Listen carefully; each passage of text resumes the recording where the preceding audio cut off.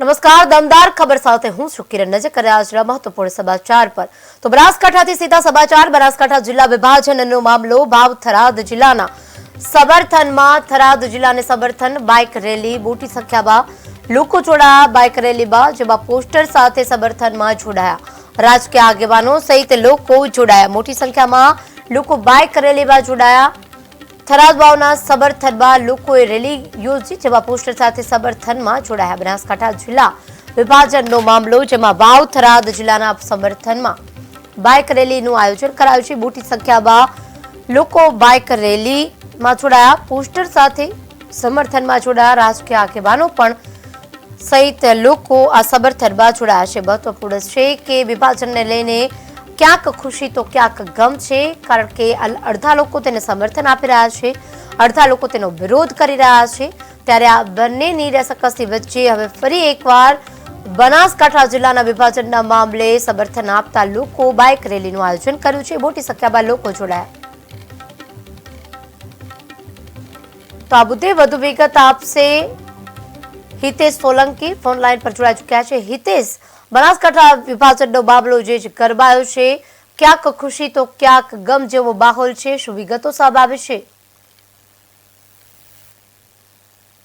વાવ થરાદ જિલ્લાના સમર્થનમાં જનમેદની ઉમટી પડી છે. ધાનેરામાં તાલુકામાં બાઇક રેલીનું આયોજન કરવામાં આવેલ છે.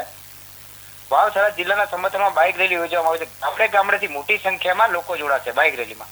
અમારો જિલ્લો વાવ થરાદના પોસ્ટર સાથે સમર્થન આપવામાં આવશે. શંકરભાઈ તુમ આગે બઢો, હમ તુમારે સાથે એવા નારા પણ લગાવવામાં આવશે. સાવર હેલીપેડ થી મામલતદાર કચેરી સુધી બાઇક રેલી યોજવામાં આવશે અને રાજકીય આગેવાનો સાથે જોડાઈ વિશાળ બાઇક રેલીમાં જોડાશે અને મામલતદાર કચેરી આવેદન પત્ર આપવામાં આવશે. જી, એટલે હિતેશ, આ લોકો જે છે તે સરકારના નિર્ણયને આવકારી રહ્યા છે અને તેને સમર્થન આપી રહ્યા છે. આ સાથે જે લોકો વિરોધ કરી રહ્યા છે તેની સાથે કોઈ અત્યારે ચુસ્ત બંદોબસ્ત છે, તેમાં કોઈ લોકો જોડાયા હોય તેવું માહિતી મળી છે કે કોઈ વિરોધ કરી રહ્યા હોય આ વાતને લઈને? ચોક્કસથી જો વાત કરવામાં આવે તો અહીંયા ભાજપના અનેક આગેવાનો ક્યાંક ને ક્યાંક મેદાનમાં આવે છે. પૂર્વ મંત્રીની સાથે સાથે ભગવાનભાઈ એપીએમસી ના ચેરમેન બંને અને લોકો ક્યાંક ને ક્યાંક જબરદસ્ત રીતે માહોલ બનાવ્યો છે. અને સાથોસાથ જો વાત કરવામાં આવે તો સ્વયંભૂ લોકો ક્યાંક ને ક્યાંક આજે મેદાનમાં આવે છે. એટલે એવું કહી શકાય છે કે જે વિભાજનનો જે ક્યાંક ને ક્યાંક વિરોધ થતો હતો એના કરતા 5 ગણી પબ્લિક આજે સ્વયંભૂ રીતે ઉપડી છે. જી, એટલે હિતેશ, એવું કહી શકાય કે અત્યારે સમર્થનમાં વધુ લોકો જોડાયા છે. જે વિરોધ કરી રહ્યા હતા તેના કરતા સમર્થન વધુ આપી રહ્યા છે. એટલે કે ક્યાંક સરકારે જે નિર્ણય કર્યો છે તે તેમને આવકાર્યા છે.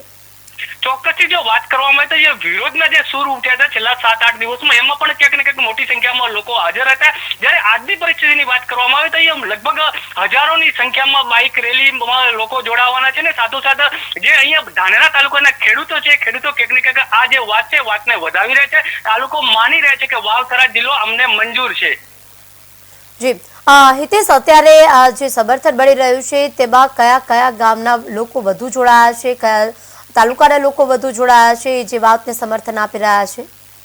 જી, ચોક્કસથી જો વાત કરવામાં આવે તો આજે સમર્થન આપવાની જો વાત કરવામાં આવે તો લગભગ નેનાવાથી માંડીને ઢાકા સુધીના જે 30 થી 35 ગામડા છે એ ગામડાના લોકો છે. સરહદની વાત કરવામાં આવે તો સિયાની આજુબાજુમાં જે લગભગ 20 ગામડા છે, 20 ગામડાના લોકો છે. ને ધાનેરાના આજુબાજુના ઘણા બધા જે ગામડા છે જેના ખેડૂતો અને કંઈક ને કંઈક સ્વયંભૂ પ્રજા અનેક જાતિના સર્વ સમાજના લોકો કંઈક ને કંઈક આ રેલીમાં જોડાય છે. ને આ લોકો માત્ર એક જ માંગ કરે છે કે અમારો વિકાસ ક્યાંક ને ક્યાંક હવે જે વાવ થરાદમાં તાલુકો જોવાથી વિકાસ થાય એવી પૂરી શક્યતા જોવાય છે. આજ સુધી અમને માત્ર ને માત્ર લોલીપોપ જ મળ્યા હતા, પણ ક્યાંક ને ક્યાંક હવે અમને વિકાસના દ્વાર ખોલે એવી પૂરેપૂરી શક્યતા જોવાઈ રહી છે.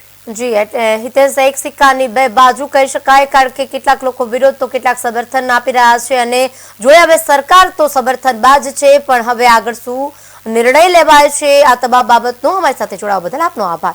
તો વાવ થરાદ જિલ્લાને સમર્થન આપતા બાઇક રેલીનું આયોજન કરાયું છે. મોટી સંખ્યામાં, હજારોની સંખ્યામાં લોકો જોડાયા છે. ગામના લોકો હોય કે પછી તાલુકાના લોકો હોય, અન્ય પક્ષના હોય કે પછી એક જ પક્ષના હોય, તમામ લોકો અત્યારે એકઠા થઈ અને સરકારના નિર્ણયને આવકારી રહ્યા છે. જે બાબતે અત્યાર સુધી જે રાહ જોવામાં આવી રહી હતી અને અંતે તેમની આતુરતાનો અંત આવ્યો છે અને સરકારના નિર્ણયને તેમને આવકાર્યો છે.